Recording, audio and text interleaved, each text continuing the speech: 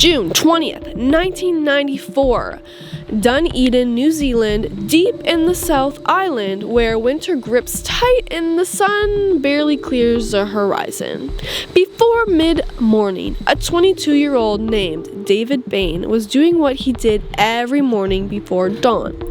He was delivering newspaper. It was 5:45 a.m. The streets were empty and the clear was cold and it hurt to breathe. And David Bain had no idea by the time that he cycled home, his entire family would be dead. Or that he would spend the next 15 years in prison for killing them. At 6:45 a.m., David returned to 65 Every Street, a rambling semi-derelict house in the suburb of Anders Bay. But he didn't turn on the lights. He went straight downstairs to the laundry and started a load of washing. He would also later tell the police it was so dark that he didn't notice that his father's bloodstained clothes sitting on the washing machine. He washed them anyway, along with his own garments, destroying evidence that might have proved his innocence or his guilt, depending on what you believe. When David went upstairs, he found his father Robin lying in the living room beside a .22 Winchester rifle,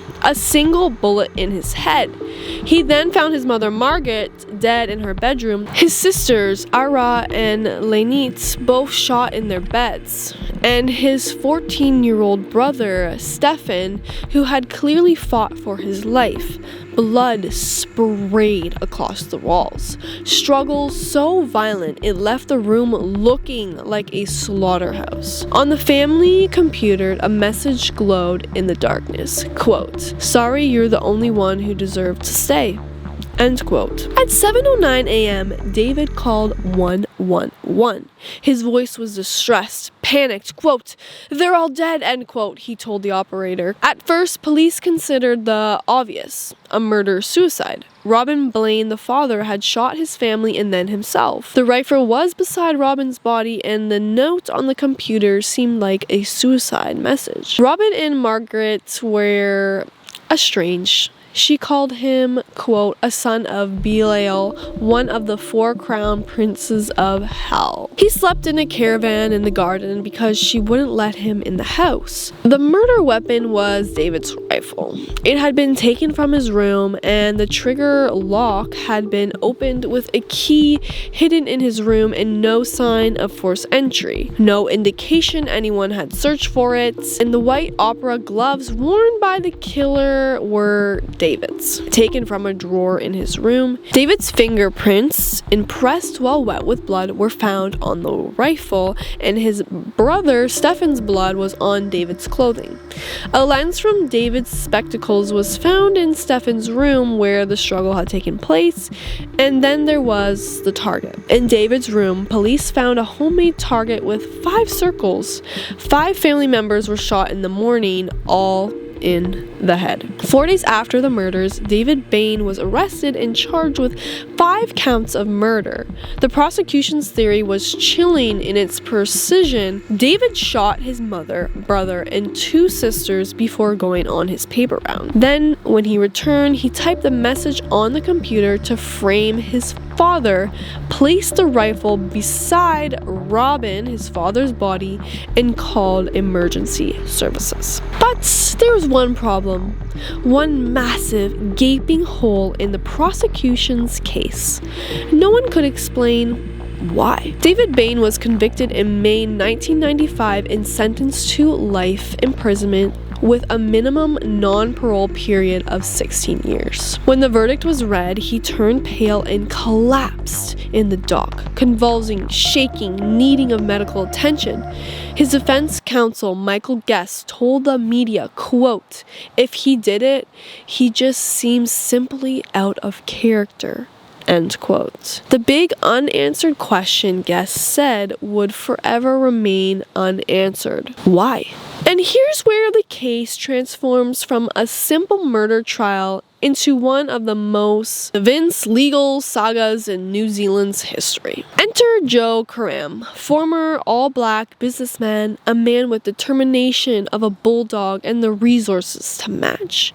He caught wind of a fundraising efforts by university students for David's appeal and became obsessed with the case.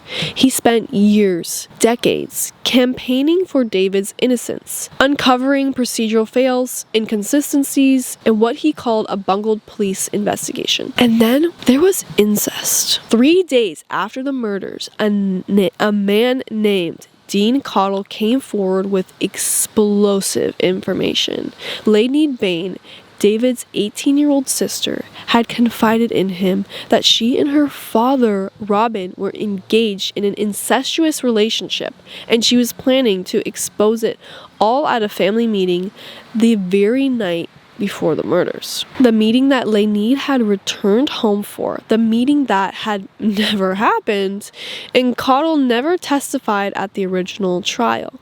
The judge ruled him unreliable, but at David's retrial, witness confirmed that Laineed had indeed intended to disclose the incest. Robin Bain was deeply depressed, disorganized, struggling to cope. His classroom was a mess. His desk was piled with unopened mail. Fellow teachers described him as impaired. 2 weeks after the murders, the Bain house was burned to the ground at the request of the relatives who wanted to erase the horrid memories. In the process, a critical piece of evidence was destroyed. The carpet containing the bloody footprints revealed the biluminal testing. Police admitted they should have cut it out and preserved it, but they didn't. It was just one of many failures that would haunt the case for decades.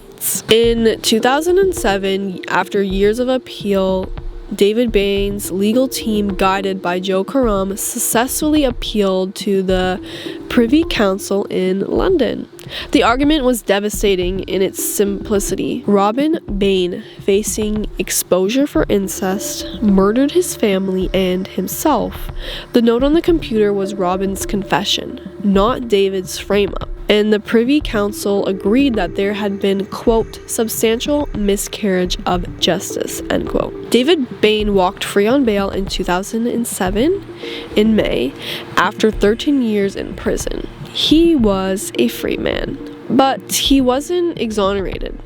Not yet. The retrial in 2009 was a media circus of wall-to-wall proportions. 13 years after the original trial, with the crime scene burned to ash and memories faded, a new jury heard the evidence, and this time they acquitted David Bain on all 5 accounts. But here's the thing about the acquittal. It doesn't mean innocent. It means not proven guilty beyond a reasonable doubt. And in New Zealand, to receive compensation for wrongful imprisonment, David had to prove his innocence on the balance of probabilities, a lower standard, but one that he couldn't meet. Canadian judge Ian Binney concluded he was innocent. A New Zealand judge, Bob Fisher, found errors in Binney's report. An Australian judge, Ian Callahan, said he shouldn't be compensated. 3 legal minds, 3 different conclusions. The government spent nearly $7 million. David received nothing. So what really happened at 65 Every Street on that freezing June morning? The Crown's theory. David Bain, for reasons no one could explain, executed his entire family, framed his father, and spent 13 years in prison, maintaining a lie so convincing it fooled a retrial jury. The defense's theory. Robin Bain, a depressed, disorganized man facing ruinous exposure for incest, murdered his wife and 3 children, typed a farewell note to his surviving son, and shot himself with a .22 rifle, a method so difficult that experts debated whether it was even possible. The truth? Buried under 13 years of appeals, burned evidence, conflicting expert testimony, in a house that no longer exists. That note on the computer, quote, sorry you're the only one who deserved to stay, end quote. The prosecution argued past tense deserved. Was David slipping up, writing as if the father were already dead? The defense said it was Robin's final words to the son he spared. But there's something else, something that chills even now 30 years later. David told 111 operator, quote, "They're all dead," end quote. Not, quote, "My father's dead," or "Someone's been shot, they're all dead," end quote. The prosecution argued the only way he could have known his brother and sisters were dead was because he had killed them himself. He hadn't checked their rooms, he hadn't seen their bodies, and yet he knew. Or did he? In his distressed state, did he just simply assume? Did he check and forget? Or is it like the confession of a killer who just couldn't keep his story straight? The Bain family murders remain New Zealand's most divisive criminal case. There are only two possible killers: father or son. One is dead, one is free, and neither theory explains everything. If David did it, why? What could drive a 22-year-old to annihilate his entire family?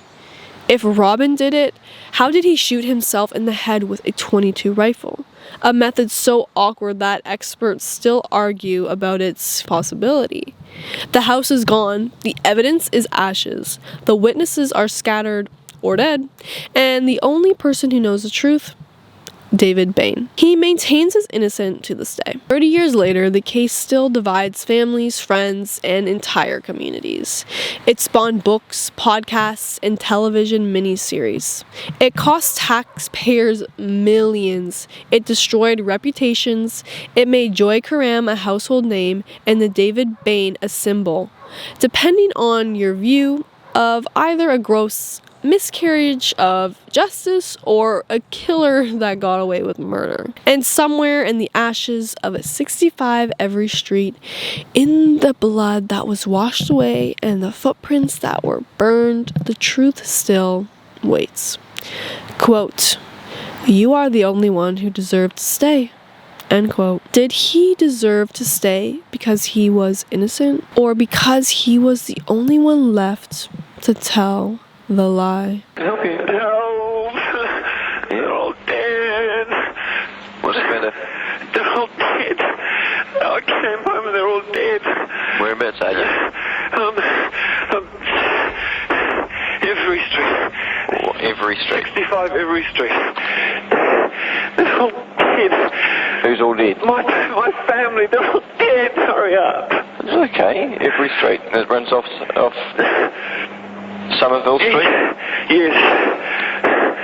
What number are you calling from? 454. 2527. 454 2527. 2527. And your last name? Bain. Bain. Okay. We're on our way. Okay, Mr. Bain?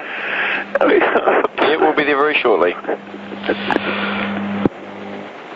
As always, our hearts and thoughts go out to the victims and family of this case. This case is a whirlwind. I don't even know what is right or wrong, and I don't think we ever will. But the one thing is for certain, quite a few people lost their lives, and that is not okay. But if you like true crime and stories like this, make sure you like and subscribe. Until next time, adios.